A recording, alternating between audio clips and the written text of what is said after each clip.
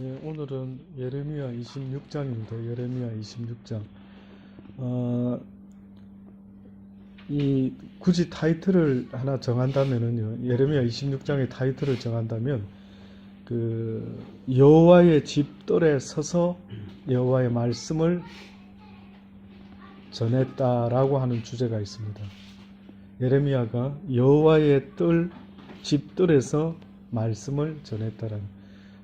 예레미야 전체에서 보면은 7장에 보면은 이미 여호와의 성전에서 외쳐라 해서 외쳤던 적이 있었고요.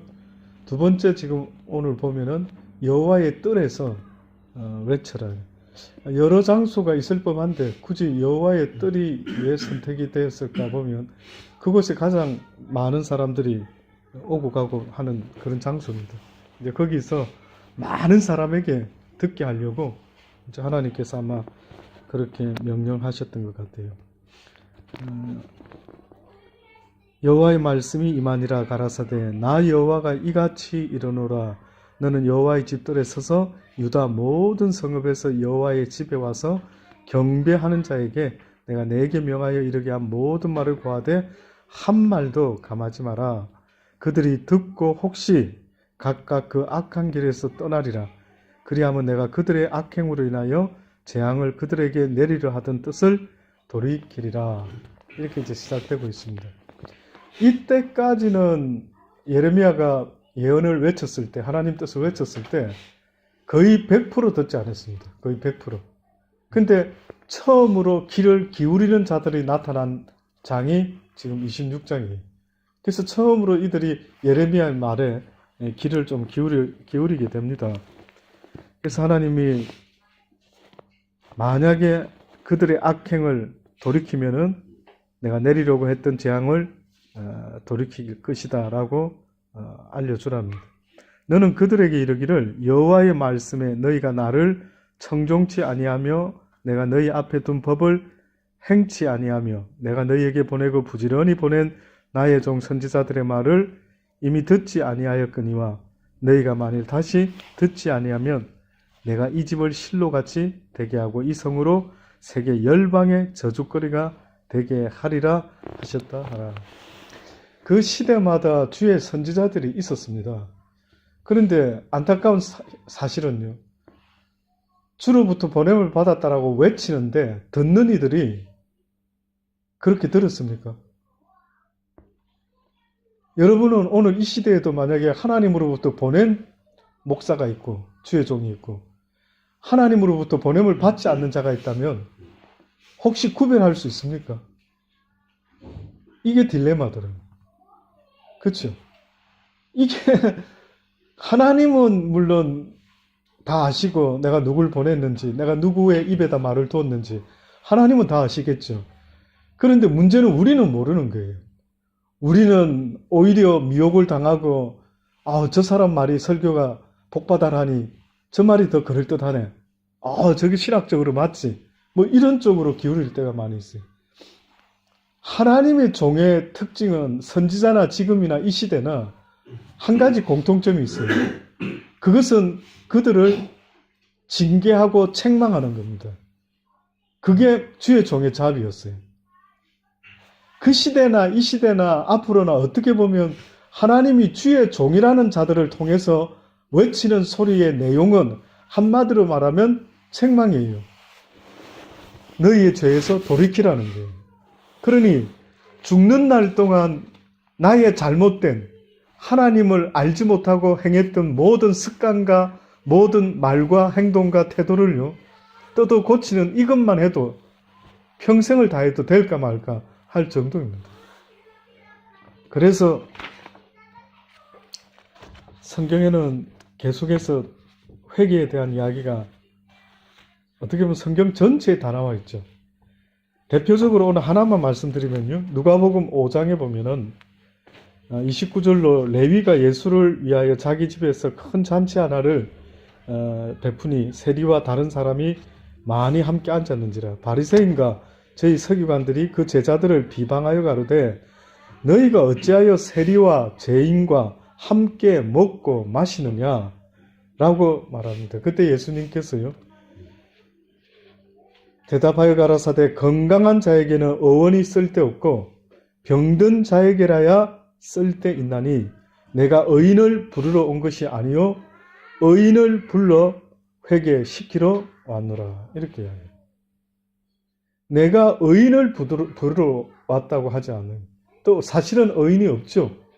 해 아래 있는 모든 인간은 의인은 없나니 하나도 없다라고 하신 말씀처럼요. 이 땅에 의인은 없어요. 죄송한데 여러분과 저는요. 이 땅에 아담의 후예로 태어난 이상 내버려 두면 오토매틱으로 하는 일이 있는데 그게 바로 죄예요. 죄. 그러니까 여러분은 여러분에 대해서 뭘 아십니까? 나에 대해서 아셔요? 여러분 인간이라는 자기 자신의 존재에 대해서 지금 성경에 있는 이야기를 배우면서 좀 자신을 알아라고 하나님이 알려주지 않습니까? 저와 여러분은 죄송한데요. 하나님의 말씀으로 날마다 먹고 마시고 애를 쓰지 않으면요. 오토매틱으로 나쁜 일에 아주 달려가는 발걸음이라고 그렇게 말해요.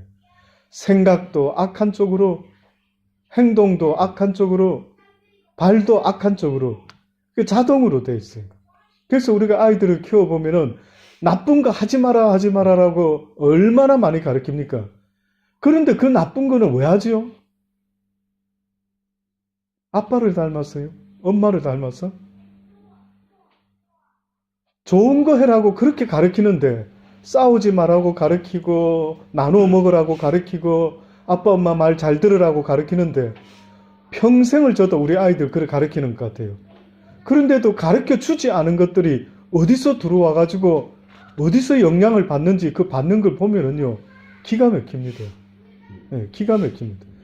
그래서 어떤 면에서 하나님은 우리에게 말씀하는 게 뭐 착하게 살았으면 좋겠다 이런 표현은 거의 어떻게 보면 아니 오히려 회개 좀 하지 회개 좀 하지 인정 좀 하지 라고 하는 겁니다. 그래서 오늘 누가복음 5장에 하신 말씀이 나는 죄인을 불러 회개시키러 왔대. 뿐만 아니라 성경이 뭐라고 말합니까? 회개의 복음이 온 땅에 전파되어야 된다라고. 복음이 예수 믿는 복음을 말하는 줄 알았는데 회개의 복음이 온 땅에까지 전파되어야 된다라고 그렇게 이야기를 하는 거예요. 그래서 이게 얼마나 중요한지 모릅니다. 회개라는 것을 어떻게 보면 사는 날 동안 온전히 이룰 수 있는 사람만 있다면요. 그 사람의 믿음은 참으로 하나님이 기뻐할 수 있는 믿음입니다. 그러니 오늘 하루도 잠자리에 들기 전에 자신을 돌아볼 수 있는 그 믿음. 그래서 내가 혹시나 오늘도 회개할 것이 없는지 잘못을 안 했기 때문에 목사님 오늘 저는 회개할 게 없는 것 같아요. 오늘 저는 노티 안 했습니다. 근데 성경은 뭐라고 하느냐면 선한 일을 행해야 되는 걸 알고도 행치 아니하면 뭐라고요? 그게 죄라고 하는 거예요. 그러니까 그리스도인들은요. 내 나쁜 짓 안 했어요 하나님. 나 오늘 잘했지요. 오늘 착하네. 라고 칭찬받는 법이 성경에는 없어요. 하나님이 그리스도인에게 칭찬할 수 있다라고 한다면 네가 오늘 내 말에 순종했구나. 네가 오늘 선한 일을 행했구나. 네가 오늘 어려운 사람을 도와줬구나. 네가 오늘 아픈 사람을 위로해줬구나. 네가 오늘 그 사람을 위해서 기도해줬구나. 이것이죠. 그래서 여쭤보는 거예요. 오늘 내가 어떻게 살았는가? 근데 하나님 오늘 내가 그 사람을 위해서 기도해주지 못하고 화를 냈습니다. 오늘 그 사람이 나에게 돌을 던졌는데 똑같이 화를 냈습니다. 똑같이 나도 돌 던졌습니다. 죄송합니다. 성경에서 배우지 않았습니까? 하나님이 너에게 돌을 던지는 자가 있느냐? 그러면 그 사람을 어떻게 해주라고요? 용서해 주라고. 그러면서 스데반 집사를 통해서 예수님을 통해서 우리에게 보여준 것처럼 뭐라고 말씀합니까? 저들이 하는 일을 저들이 알지 못하고 하는 것이다. 그게 나쁜 일인 줄 알았으면 그렇게 안 한대. 그래서 하나님의 사람은 더 자기가 잘못한 걸로 느껴요. 내가 저 사람에게 좀 더 하나님의 영향력을 끼쳤어야 되는데 끼치지 못해서 저 사람이 하나님이 뭘 기뻐하는지를 모르고 있는 거 아니야? 내 잘못이지. 내가 하나님을 안다고 하니 저 사람들이 저렇게 아직도 하나님을 모르는 사람이 저래 많은 거 보니까 저 모든 이유가 나 때문인 것 같아. 내가 열심히 저들에게 주의 복음을 전했다라면 이런 일이 없었을 텐데 저들이 알지 못하고 나에게 돌을 던지니 하나님 용서해 주십시오. 저들의 잘못까지도 내가 용서를 구합니다. 라고 하는 자의 자리에 한 번이라도 가본 적이 있느냐. 제가 지금까지 살아보니까요. 저도 젊었을 때 그게 잘 안 되더라고요. 알고는 있었는데 감정이 올라오니까 이게 절제가 안 되는 거예요. 저는 신앙생활 하면서 가장 힘든 게 감정이에요. 감정. 저는 인간의 이 감정이라는 게 유익된 것도 있겠지만 뭐 좋은 감정은 아주 남에게 은혜를 끼칠 수 있지만은요. 내 이 육신의 혈기가 있는 이 감정 이거는요. 하나님 앞에 나가는데 엄청난 걸림돌이 되는 것 같아요. 그래서 하나님이 어떻게 보면 네가 죽어야 내가 너를 통해서 역사한다라고 할 때에 그 죽었습니다라고 말하는 그 기준이 있다면요. 그것은 내 감정을 말하는 거예요. 내 혈기. 하나님이 어떤 사람을 목사님 통해서 역사할까요? 어떤 사람을 통해서 하나님의 일을 하실까요? 라고 만약에 저한테 물어보면요. 물론 성경을 많이 아는 사람, 그러나 성경만 아는 사람은 쓰지 않습니다. 그러면 유대인을 썼겠죠. 근데 모세를 쓰신 이유는 뭡니까? 모세의 성품이 온유했대. 모세의 성품이 온유했다. 그러니 성경을 배우고 변화가 일어났다라고 하는 기준 중에도요. 가장 하나님이 쓰기 좋은 어떤 큰 변화가 있다라는 것은 뭘로 알 수 있느냐 하면 그 사람의 화가 죽었는지를 보는 거예요. 하나님의 종이 만약에 감정이 확 모세같이 잘 나가다가 막판에 자기의 감정을 드러냈을 때 하나님이 뭘 했는지 아십니까? 내가 너희들을 위하여 물을 낼까 보냐 뭐 이래가지고 열받아가 어째 이렇게 불평불만이 많은고 하나님이 이제까지 먹이시고 마시고 입히셨는데 아직도 못 믿느냐 이 목이 곧은 자들아 에이 이 못된 놈들 하고 팍 했더니만 열을 좀 냈더니만 성경이 뭐라 했어요? 네가 무엇을 나타내지 못했다고요? 하나님의 거룩함을 나타내지 못했다.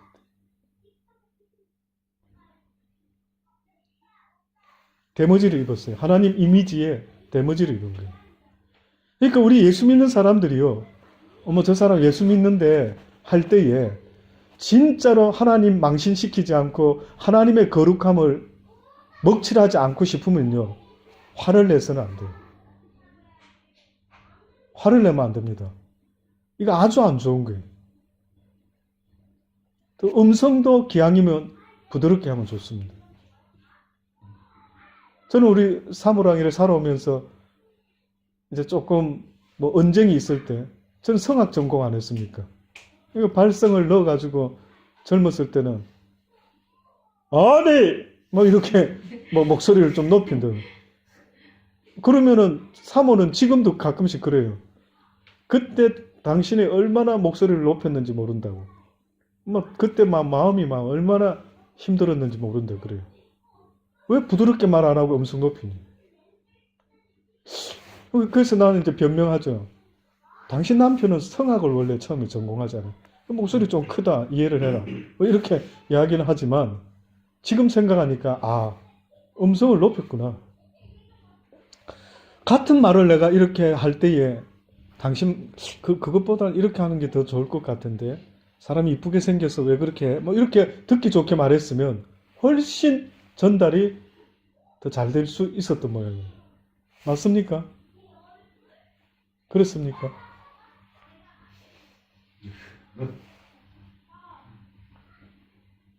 어떻게 말하면 와닿아요. 상대 남편이 아내가 또 남편들도 아내가 뭐라고 어떻게 말하면 와닿는 거예요.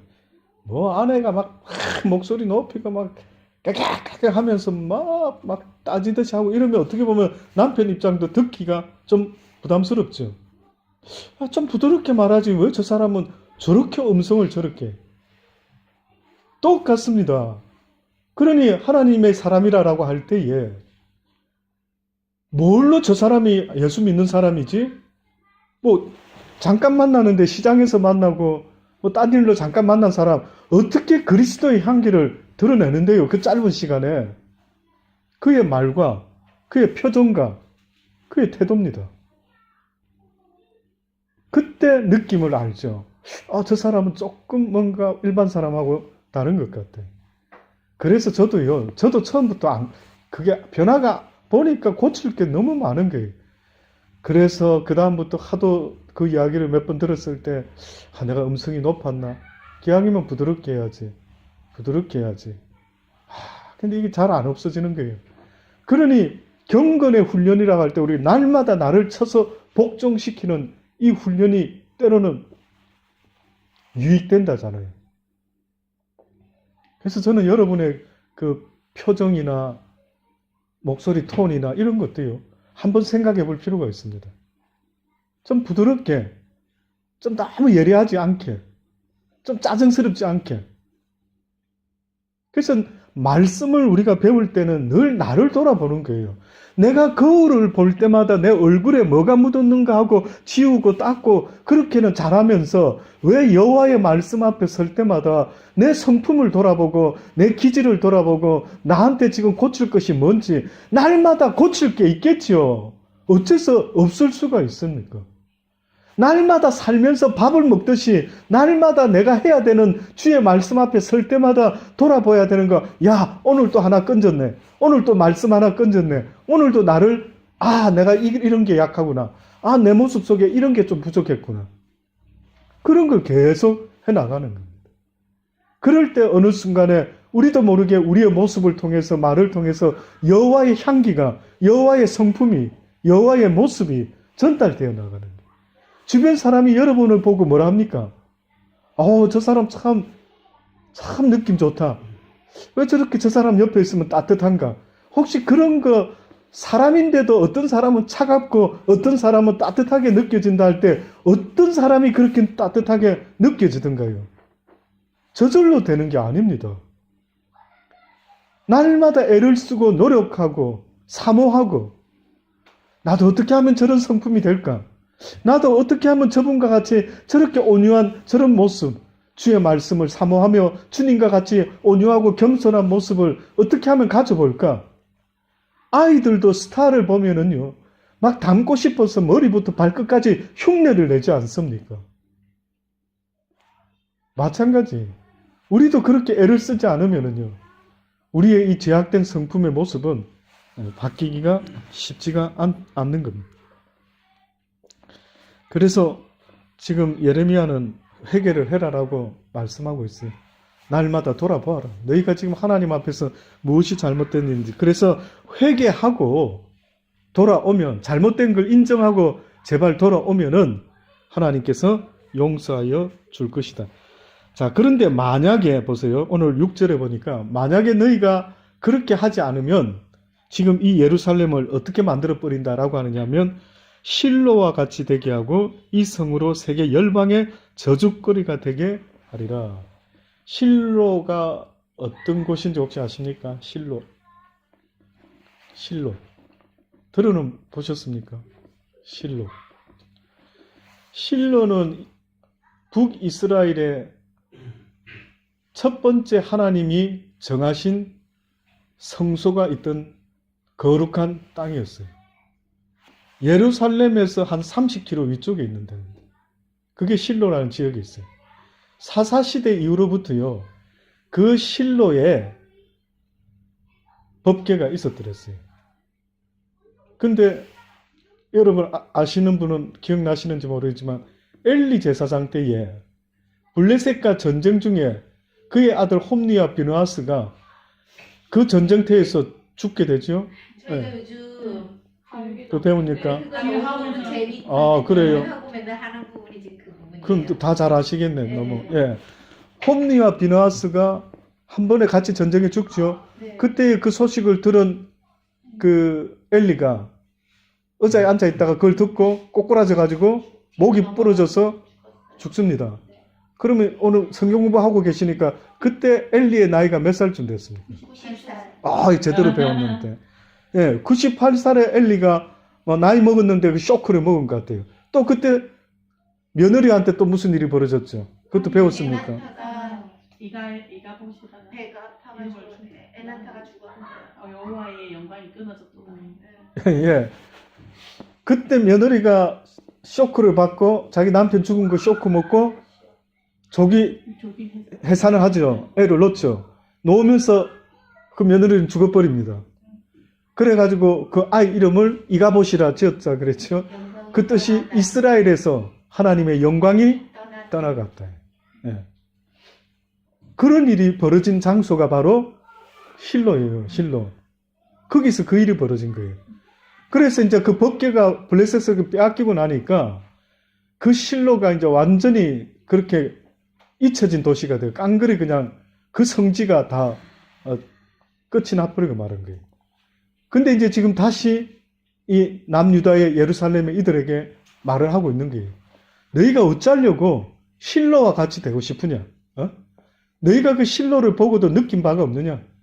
꼭 우리나라 평양에 옛날에 그 최고의 성지라고 말하는 한국의 성지라고 했던 그 아름다웠던 도성이 그 한 예를 들어보니까요. 평양 그때 그렇게 대단한 아주 부흥의 역사를 일으킨 그곳에서 어느 순간에 이제 썩기 시작하는데 세상에 목사가 마음에 안 들고 막 이래가지고요. 목사를 독살하려고 밥에다가요. 쥐약을 타가지고 했는데 고양이가 먹고 죽어가지고 이게 독약이 된 줄 알고 막 이런 일들이 벌어졌대요. 상상이 안 되죠? 아니 도대체 뭐가 부흥이지? 수적인 부흥이 있으면 여러분은 부흥이라 합니까? 많은 사람이 모이면 그게 하나님의 역사가 여기 임했다 이렇게 말합니까? 어디에 그런 이야기가 있습니까? 많은 수가 모였으면은 그것은 이꼬르 곧 하나님의 임재의 상징. 누가 그런 이야기? 두세 사람이 내 이름으로 모인 그곳. 또다시 말하면 두세 사람이 간절히 진실되게 여호와 앞에 모여서 예배드리는 그곳에 나 여호와가 함께 하리라고 했네. 많은 사람이 모인 것이 좋을 것 같지만요. 자칫하면은 그 모든 분위기가 세상의 분위기가 될 확률이 얼마나 높은지 모릅니다. 거의 다 큰 교회라고 할 때 제가 여쭤볼게요. 그 사람들을 어떻게 교회로 끌고 왔습니까? 제가 끌고 왔다라는 표현을 썼어요. 그 사람들을 교회 전도 어떤 식으로 배웠습니까, 여러분? 이제까지 혹시 한국에서 신앙생활 할 때나 뭐 할 때 사람들을 교회로 데리고 올 때 어떻게 해라고 배운 적이 있습니까? 총동원 주일, 뭐 한 가족 잃어버린 가족 뭐 무슨 주일, 막 뭐 선물 준대, 뭐 경품권 준대. 오늘 연예인 나와 요번에 그 있잖아 그 누구 차인표 어떻게 전도를 했는데요? 그래서 그 사람들이 나와서 보니까요 재밌어요. 재밌네. 교회도 재미있네. 교회도 뭐 세상이나 여기나 뭐 저기 여기도 찬양이 있고 노래도 있고 뭐 분위기 괜찮은데 사람들 나쁘지 않는 것 같고 여기서 뭐 이런 단체에 나도 몸담고 있으면 나쁘지 않을 것 같아. 어떻게 교회가 이 시대에 형성된 것 같습니까? 뭐 어떻게 다 한번 데리고 왔다고 합시다. 근데 중요한 거는요. 그들에게 회개하라라고 가르쳐줘야 돼요. 그러니 실질적으로 하나님이 우리에게 알려주시는 것은 그들의 잘못된 삶에 대해서 지적을 해줘가지고 그들이 회개할 수 있는 자리로 나올 수 있고 또 그래서 죄사함을 얻게 하는 이 복음을 그들에게 알려주라라고 그렇게 말씀했던 거예요.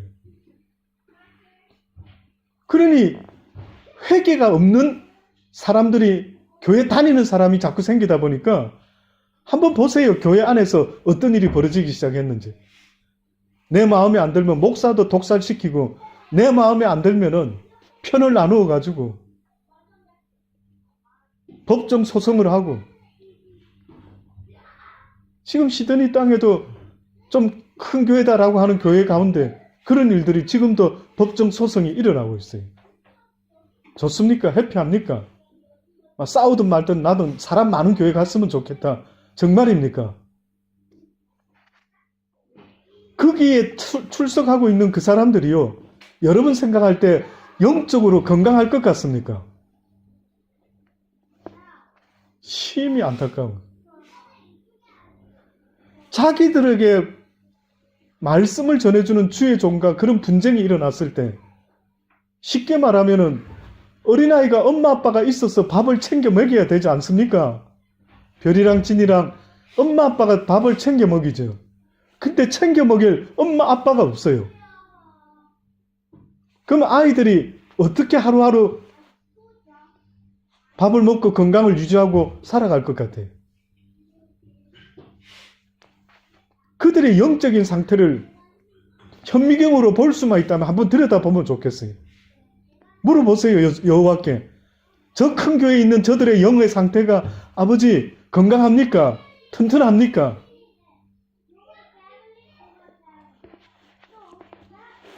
많은 수에 있는 게 아니고요. 내 일생에 내가 여호와의 말씀으로 인도함을 받는지 안 받는지가 얼마나 중요한지 이루 말할 수가 없어요.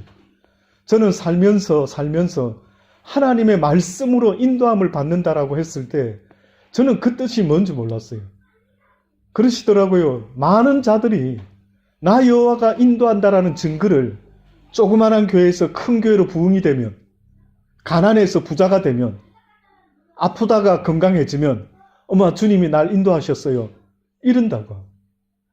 내가 인도하는 것은 날마다 여호와의 말씀으로 너희를 인도한다.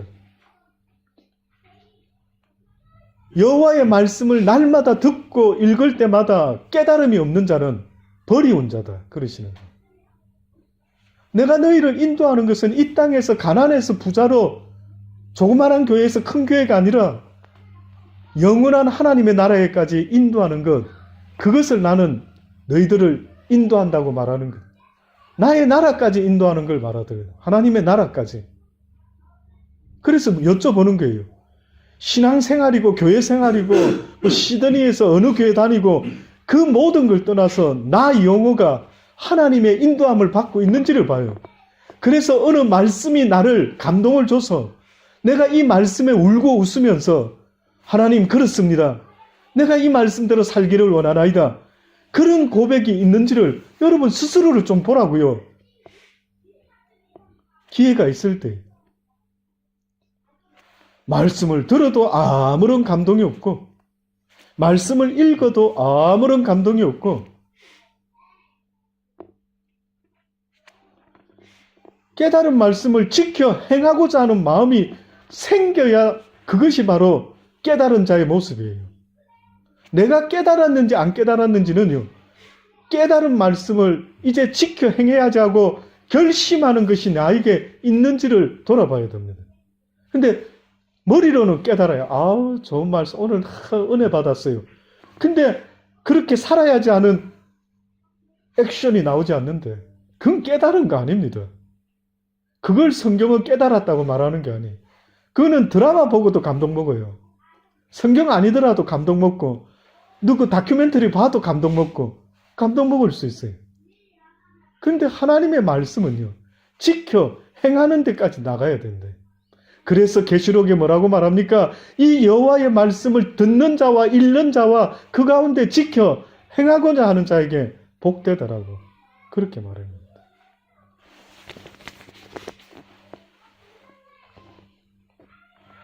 그래서 이제 실로와 같이요. 실로와 같이 되지 않도록 제발 이 말씀을 듣고 회개하고 돌이키라라고 이야기하는데, 어찌하여 내가 여호와의 이름을 의탁하고 예언하여 이르기를 이 집이 실로같이 되겠고 이 성이 황무하여 거민이 없으리라 하며 그 모든 백성이 여호와의 집에서 예레미야에게로 모여드니라. 자, 예레미야에게로 이렇게 모여든 것은 말씀을 더 잘 들으려고 모여든 게 그 뜻이 아닙니다. 유다 방백들이 이 일을 듣고요, 왕궁에서 여호와의 집으로 올라와서 여호와의 집 세문 어기 앉음에 제사장과 선지자들이 방백들과 모든 백성에게 말하여 가로되 이 사람은 죽음이 합당하니 너희 귀로 들은과 같이 이 성을 쳐서 예언했다. 그러니 이 예레미야는 죽어 마땅하다. 그런즉 너희는 너희 길과 행위를 고치고 너희 하나님 여호와의 목소리를 제발 좀 청종하라. 그리하면 여호와께서 너희에게 선고하신 재앙에 대하여 뜻을 돌이키시라. 보라, 나는 너희 손이 있으니 너희의 소견에 선한 대로 옳은 대로 행해도 좋다. 담대하게 목숨 걸고 외쳤죠. 그렇습니다. 오늘 이 시대에도 과연 저도 이 말씀 들을 때마다 도전을 받아요. 이용호야, 사람 많이 모으려고 목숨 거냐? 아니면 정말 하나님이 기뻐하는 말씀을 전하는 일에 목숨 거냐? 그래서 많은 사람이 모여들지 않더라도 한 사람이라도 들을 자가 있다면은 그것을 위해서 네가 외칠 수 있느냐? 그래서 네가 굶어 죽을 수 있겠느냐? 이 예레미야는 너희가 나한테 무슨 짓을 해도 상관없다. 그러나 하나님이 주신 이 말씀은 나는 전하겠다 라고 했어요. 그런데 오늘은 예레미야 말고 두 선지자가 나옵니다. 예를 들어서 나옵니다. 보니까 히스기야 때 한 선지자가 나왔는데 이제 이네들이 예레미야를 죽여야 안 되나, 저놈이 우리한테 막 쳐서 저런 예언을 하니까 마음에 안 든다, 죽이자, 이렇게 말을 하죠. 16절에 보니까 반백들과 모든 백성이 제사장과 선지자들에게 이르되 이 사람이 우리 하나님 여호와의 이름을 의탁하고 우리에게 말하였으니 죽음이 부당하니라. 이제 좀 듣는 사람이 있는 겁니다. 전부 100%가 아니었어요. 그 전까지는 거의 100% 예레미야를 싫어했습니다. 근데 이 중에 누군가가 지금 마음에 조금 감동을 먹은 자가 있었던 것 같아요. 때에 그 땅 장로 중 몇 사람이 일어나 백성의 회중에 말하여 가로되 유다 왕 히스기야 시대에 모레셋 사람 미가가 유다 모든 백성에게 예언하여 가로되 만군의 여호와께서 이같이 말씀하시기를 시온은 밭같이 경작함을 당하며 예루살렘은 무더기가 되며 이전에 사는 수풀의 높은 곳들 같이 되리라 하였으나 유다 왕 히스기야 모든 유다가 그를 죽였느냐? 아니라 죽이지 않았다. 히스기야도 비록 히스기야 왕이 여호와를 두려워하여 여호와께 간구하며 여호와께서 그에게 선고한 재앙에 대하여 뜻을 돌이키지 아니하셨느냐. 뜻만 돌이켰을 뿐만 아니라 히스기야가 죽을 것인데 그의 생명까지도 연장을 시키셨죠. 자, 그런데 이 히스기야 때에 예언했던 미가, 실제 미가가 어떻게 예언했는지 한번 봅시다. 미가 3장 9절로부터 보면은요. 미가서 3장 9절로부터 12절에 있는 그 이야기가 있습니다. 미가가 예언했던 내용입니다. 야곱 족속의 두려움과 이스라엘 족속의 치리자 곧 공의를 미워하고 정직한 것을 굽게 하는 자들아. 청컨대 이 말을 들을지어다. 시온을 피로 예루살렘을 제약으로 건축하는도다. 그 두령은 뇌물을 위하여 재판하며 그 제사장은 싹을 위하여 교훈하며 그 선지자는 돈을 위하여 점치면서 오히려 여호와를 의뢰하여 이르기를 여호와께서 우리 중에 계시지 아니하냐, 재앙이 우리에게 임하지 아니하리라 하는도다. 그 당시 때 그들의 그 잘못된 모습을 지금 구체적으로 지적하죠, 미가가. 제가 다시 한번 오늘 우리 시대에 이어서 한번 연결해서 이야기를 해보려고 해요. 예. 미가서 3장 9절로부터 12절에 있는 말씀입니다. 자, 지금 이렇게 말해요. 그 당시 때 그들의 죄악을 설명하는데 시온을 피로 예루살렘을 제악으로 건축했다라고 그랬습니다. 그러니까 그들의 성이, 그들의 치세가, 그들의 자랑이 한마디로 말하면은 피와 제약으로 세워졌다. 그 두령은 뇌물을 위하여 재판하고, 그러니까 공직자들이 아주 비리가 늘 우리도 지금도 뉴스 볼 때마다 나오는 거 그 이야기를 합니다. 두령은 뇌물을 위하여 재판하고 제사장, 주의 일을 해야 되는 주의 종, 목사들은 싹을 위하여 교훈한다. 돈 벌기 위해서 돈이 되면은 신방 가고 뭐 진짜 돈이 안 되면 또 부자가 오면은 교회 앞자리에 앉으세요. 그리고 가난한 자가 오면은 뒷자리에 앉든지 말든지 하는 것과 똑같이 싹을 위하여 교훈하고 또 그 선지자, 예언자, 은사 있는 혹시나 예언사역 하는 사람이 돈을 위하여 점을 친대요. 돈을. 자, 헌금 먼저 내놓으세요. 복채를 먼저 내놔야 기도해드립니다. 하는 자들도 지금도 있습니다. 지금도요. 어떤 이들은 은사를 받아가 예언 기도해 준다고요. 먼저 헌금 봉투를 내도록 유도를 하는. 저 그게 맞는 줄 알았어요. 옛날에는. 근데 어느 날 보니까요. 그런 적이 없어요. 성경에. 그저 받았으니 그저 줘라. 그 한 영혼이라도 구원해서 그들이 하나님께 은혜를 입으면 하지 말아 해도 하나님을 위해서 헌금도 할 뿐만 아니라 구제도 하고 어려운 사람을 돕기도 하는데 그런데 이 싹군들이 그 짓을 했던 거예요.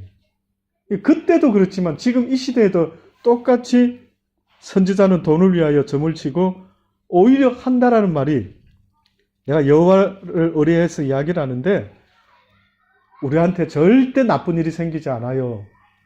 하나님이 우리를 복 내려 주실 거예요. 이딴 소리만 하고 있었더래요. 이러므로 너희로 인하여 시온은 밭같이 갈물 당하고 예루살렘은 무더기가 되고 성전에 사는 수풀의 높은 곳과 같이 되리라. 이 예언을 했던 것이 바로 미가의 예언이었습니다.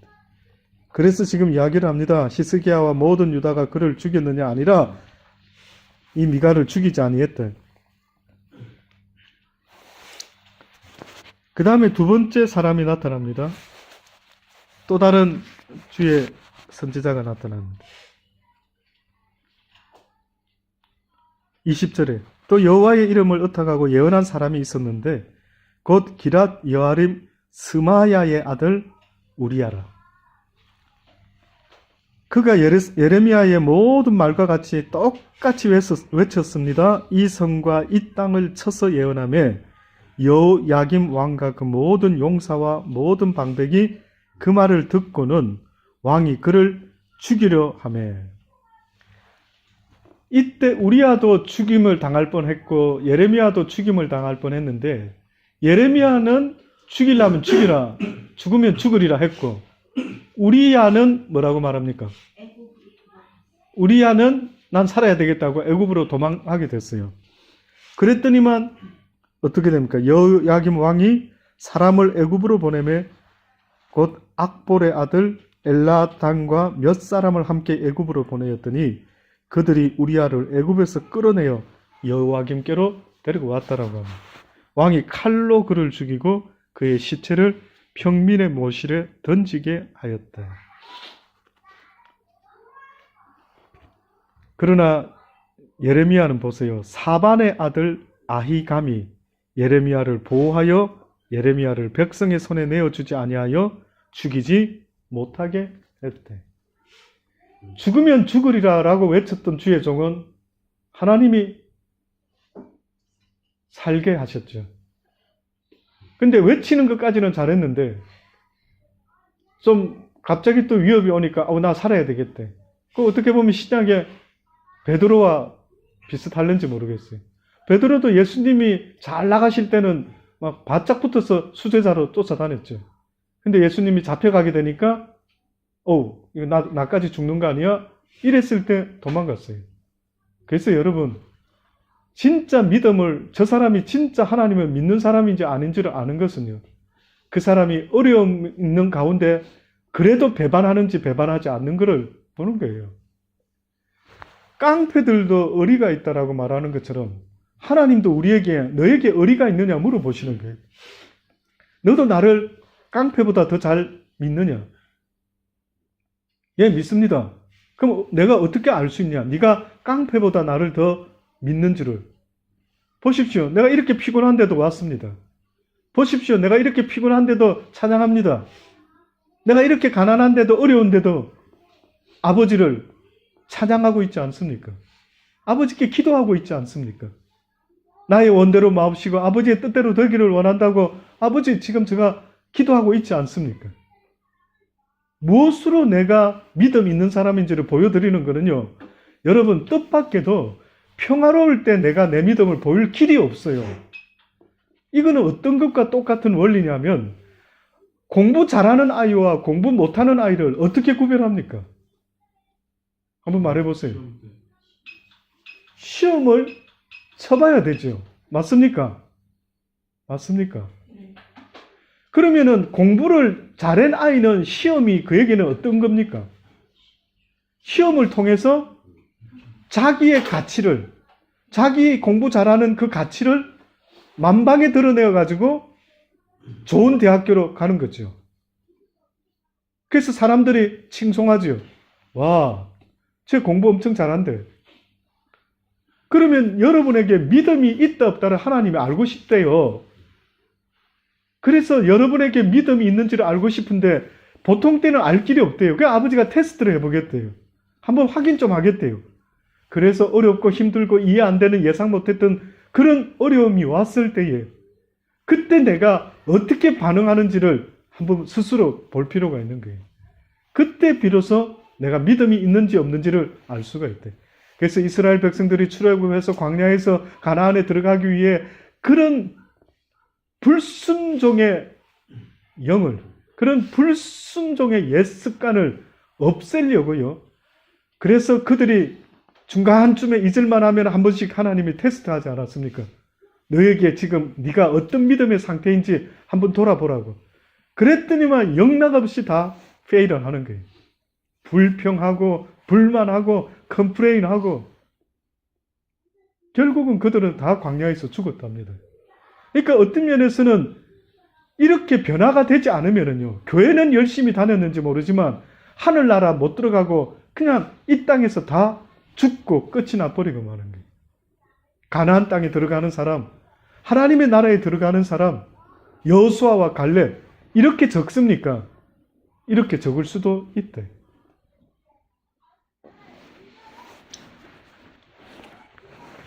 아무쪼록 사랑하는 여러분,